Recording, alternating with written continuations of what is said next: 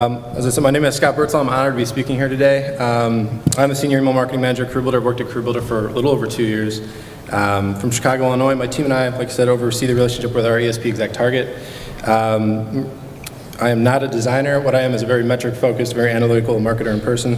I heard about responsive design sometime mid-2012. I was intrigued by the concept, but every time I asked for any kind of side-by-side comparison between responsive and unresponsive designs, there was none to be found. And today I'm here to talk about responsive design and how it affected our programs at CareerBuilder. For those unfamiliar with the company, CareerBuilder, I have to plug this. CareerBuilder has the largest online job site in the US, has over 1 million jobs advertised each month to 24 million job seekers. We help 94% of Fortune 1000 companies with their recruiting needs. The missions of our emails vary from program to program, but from a high level, the emails I oversee are B2C and B2B marketing message geared towards either conditioning job seekers to apply or complete registration, depending on where they are in their life cycle, or towards employers purchasing products or clicking through to industry-related thought leadership articles. So, like I said, I'm here today to talk about responsive design, specifically how it relates to the mobile inbox experience. My agenda today will quickly walk through some of the background of the mobile email audience, how it affects email marketing efforts, and how we at CareerBuilder took that information to adapt some of our programs.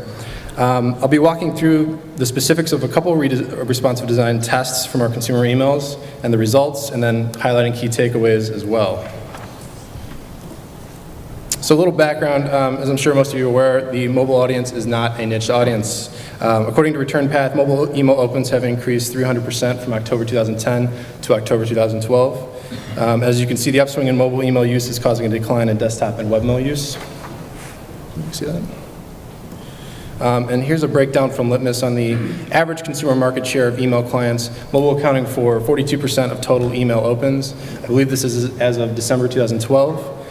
So a huge amount of the opens in the market happen on a mobile device. At CareerBuilder, our own analysis shows an even higher mobile open rate, 50 to 62% total opens on a mobile device, depending on the segment. This trend and us being ahead of the market average is why we had to adapt quickly. So with these stats in mind, we started thinking about our own mobile inbox strategy and ways to improve the overall experience. And just some things to think about when approaching the mobile inbox versus the desktop or webmail inboxes are details like button sizes, layouts, logos, and fonts. Obviously, a smaller screen means less real estate and increased need to clarify any calls to action, as you know. But for reference, here are some common element changes that are good to keep in mind when thinking about responsive design. So keeping buttons at least 44 pixels for easy viewing and thumb scrolling.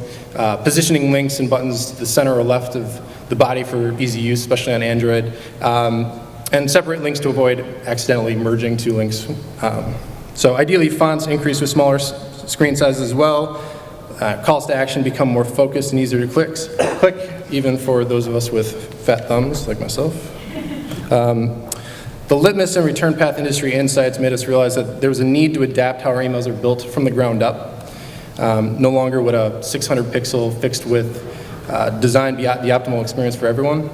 And I want to call attention to this slide as it shows the difference between mobile experiences and how, hopefully, how it highlights the need for adaptive responsive design when approaching the mobile inbox. There are essentially three ways to approach the mobile inbox on a phone in this case. Desktop-centric, mobile-aware, and responsive. These are just three versions of the same webinar, kind of transition across each experience. Desktop-centric on the left, 600, maybe 500 pixels fixed width, where all the elements are controlled inside fixed width tables. This design is unresponsive across platforms. The second in the middle is mobile aware, where perhaps you're using span percentages instead of fixed width tags. Maybe you're coding all emails to be 450 pixels wide for kind of that happy medium between desktop and mobile. Either way, it's a slightly better experience than the first option. As you can see here in the middle example, the banner and text have increases in size. The drawback from this example is it would look the same on a mobile device as it would in a desktop environment. So you end up sacrificing the look of both mobile and desktop in favor of a compromised design. And the final on the right, responsive, the email actually changes layout once the code realizes the width of the viewing device. The benefit of responsive design is that you aren't sacrificing the mobile or desktop experiences. The same creative elements are used and shifted or resized in order to give the best experience on a mobile device. And as you can see, the responsive design on the right is able to incorporate really only the creative elements necessary for scrolling, removing the logo and increasing font size if necessary. This is the option that we pursued at Career Builder to help our marketing efforts.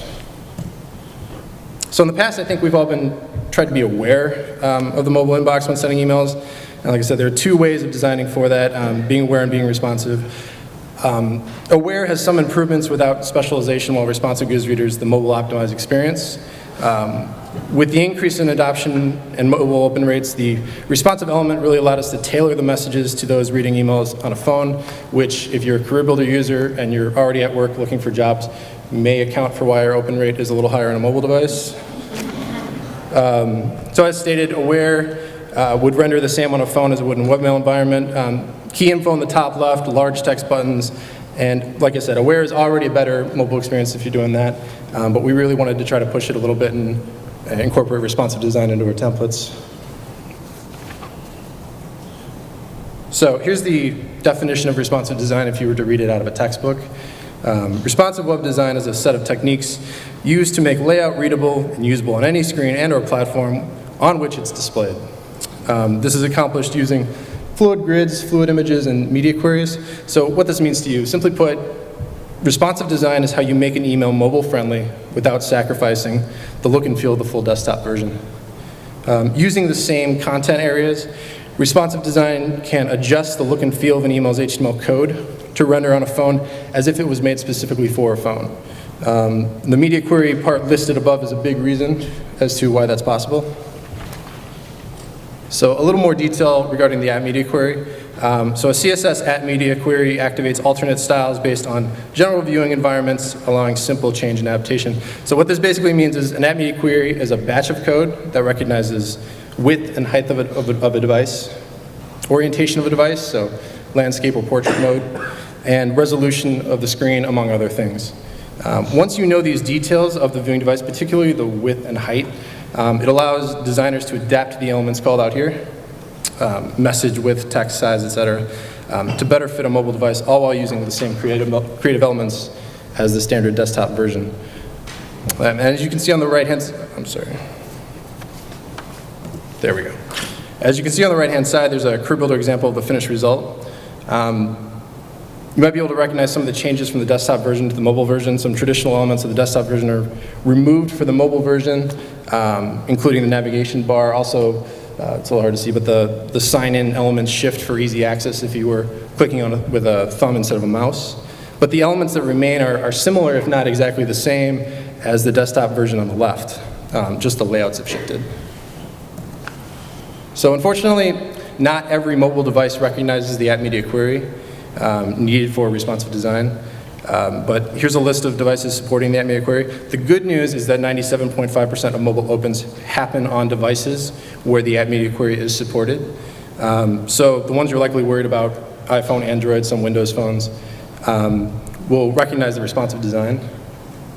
That number comes from an exact target study through a bunch of litmus seeds, I think also in December 2012, so fairly recent.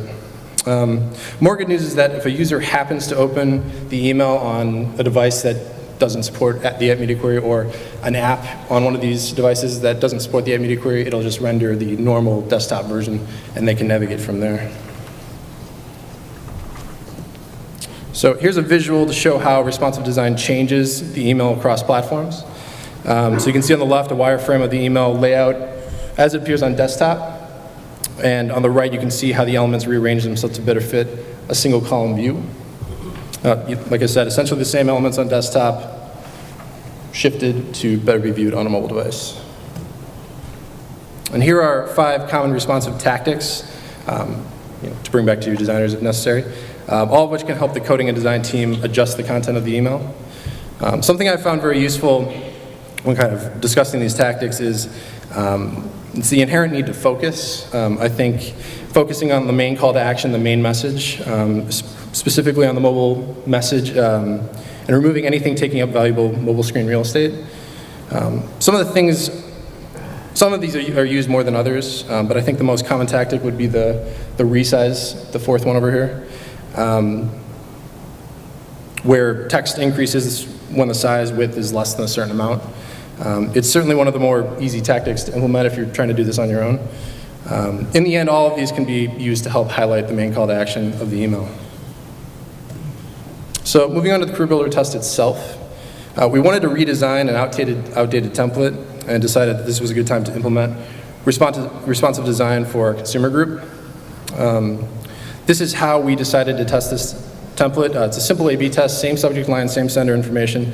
We A/B tested 5 groups with varying degrees of on-site and email interaction, ranging from brand new contacts, new to the funnel, to passive and unengaged groups. We defined success as being an increase in click-through rate, and we ran this test for 3 consecutive weeks. So we wanted to update the branding to better fit the site. You can see the old template on the left, and the desktop and mobile versions of the new template on the right. We chose to perform this test using the same calls to actions, jobs on the tops, some articles and videos, and very little, but some product upsell and advertising placements. You can notice, I think the first thing that jumps off is the button changes and how they're made larger for a finger instead of a mouse. And you can notice the font changes from the desktop to mobile for better readability. And for your reference, here are the screenshots of the old template on a mobile device from a standard litmus test. As you can tell from these test results, the buttons and text of the old CB template are difficult to see on a mobile device. Images don't have the same impact. Links are extremely close. This version was manageable, but not ideal for a mobile device. And here's the new template. As you can see, the buttons and text are much easier to read. It's very scrollable. Elements change position from the desktop version. And the theory was that this would increase email click rates. So we put this into production. And here are the results. We received a 21 to 24% overall increase in click-through rate from the new responsive design. Across the board, more users took action when presented with an email that was custom tailored for their device. Something interesting was that the largest increase in click-through rate was from our most unengaged segment, which is something to keep in mind for those of you looking for ways to re-engage with passive or unengaged contacts. Something else we found was there was also a double-digit percentage increase in opens against the control, which was due to a small change in the pre-header. And you can see the difference on the bottom of the slide here. What we learned from the tests from an open perspective is use the pre-header to complement the subject line. It acts as a secondary subject line in mobile devices especially, and through continued testing, it's proving to be an important element of our overall open rate.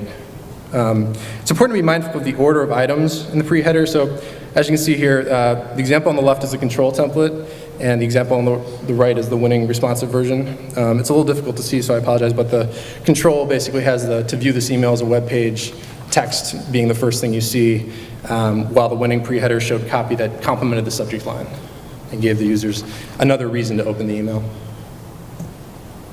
Something else to keep in mind is the default image options. So if you do start working with responsive design, or just in general, and begin wondering why the metrics are off between Android and iPhone, this is it. I'm sure a lot of you already know this, but Android devices display images off by default, iPhones display images on by default.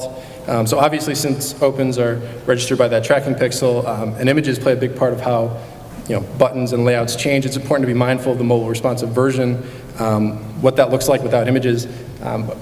The older template was not as picturesque as this, I guess I would say. But it's important to be mindful of how the mobile responsive version looks without images to ensure that the bulletproof buttons using only HTML are being used. And it's important to be sure that the design isn't drastically different without images enabled. And for this example here, you can see many differences between the two versions. There aren't many differences between the two versions. Buttons are slightly less appealing, but still clickable. And the main copy is definitely readable. So that's our findings from a template that we rebuilt from the ground up. But we also ran a separate test where we only tested the responsive design element with an existing template, which may be the route that many of you want to start with to see if this is a tactic that's worthwhile. So this is our job recommendation email on the right. Fairly simple design. The email is mostly text with job descriptions and HTML apply buttons. With this template, responsive element helped increase font and button sizes. So really all it did was make it look a little better on a phone. It wasn't terrible on a phone to begin with, but this really helped the fonts pop and the buttons come out a little more. So from this test, there was a 7.5% overall click-through increase with the responsive design added.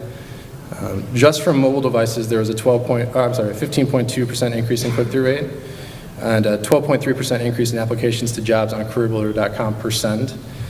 So as you can see, there's a real value in adding responsive design to the emails, regardless of if it's building from the ground up or an existing template, at least from our case.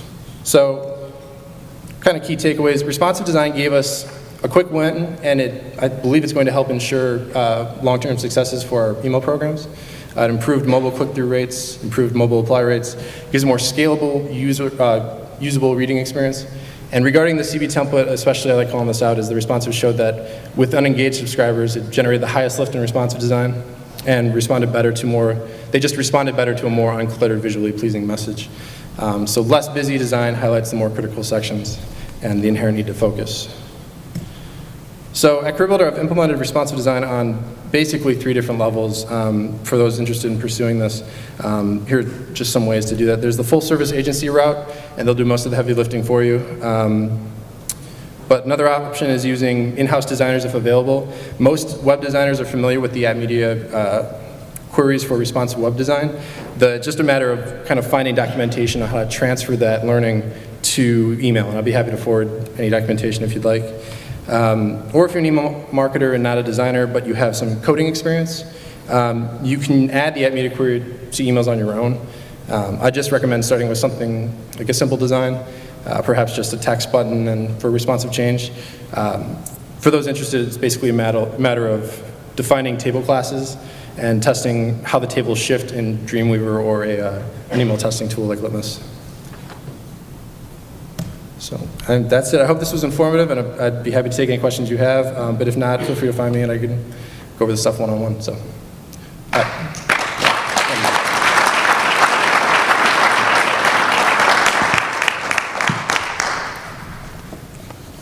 All right. If you could state your name and where you're from. I'm Bob Frady. I'm with Zito Media. I'm wondering, is your site responsive as well? Or is it just your email that's responsive? Both. So the whole experience kind of does a takeover. The web version of the mobile site is optimized, and it's actually, I think if you guys can go to it, it's one of the better, in my opinion, I might be a little biased, but it's one of the better web experiences from your phone. But that's something we definitely keep in mind is if the experience isn't good if the experience is great in the inbox, but then it's kind of terrible once you get to the site, that is something that's going to affect conversions. Conversion rates for mobile are already lower, I think, across the board, but definitely for CareerBuilder, from a mobile device. And yeah, so that is something we worked with the site team to kind of make sure that we had all our ducks in a row before having a true responsive version. How you doing? Len Schneider from MessageBus. So we're about 7 years on since Float and Clear became verboten, thanks to the switch in Outlook from Internet Explorer to Word as the rendering engine. Some people have become gun-shy with CSS, and I understand Media query is pretty much the fundamental part of this, responsive design. But with the tables, can you pretty much accomplish responsive design sans Media query, but with elastic tables? I think we were discussing that earlier. I'm not quite sure. I know we kind of sacrifice because if it's being viewed in an Outlook environment, it's usually on a desktop environment, or if they have it synced via Outlook, it's one of the native apps on their phone. So that's a way, our way of kind of getting around it. We haven't tried it with elastic tables, but I believe our job rec email that we first, something along those lines, we were using 100% span tags, so it would kind of... well, relative borders, right? Yeah. So it's something we've kind of played around with, but we're fine with knowing that Outlook version is going to be the full desktop version, and then using the responsive where it's applicable on a mobile device. So, thanks. Hey, Scott, thank you. This is Stephanie Miller with DMA. Great presentation, so thank you so much for sharing your knowledge in this area. You talked a little bit about the ROI, but I wonder if you could be more specific around, your investment in responsive design and training the team and blah, blah, blah, whatever outside expenses you had. How quickly did you see that ROI return in terms of business value and not just improved mobile clicks or something. Sure, yeah, and I can understand, we're not from an e-commerce site, so usually justifying with dollars is a little harder for us, but I think we learned about it in late, like I said, September, I think of 2012. We went to an outside agency. I think we actually partnered with the Exact Target's agency to kind of transition this old template that wouldn't die. We kept testing stuff against it, and it kept winning. So we worked with them to get the same calls to action together and really make it just an updated version of that.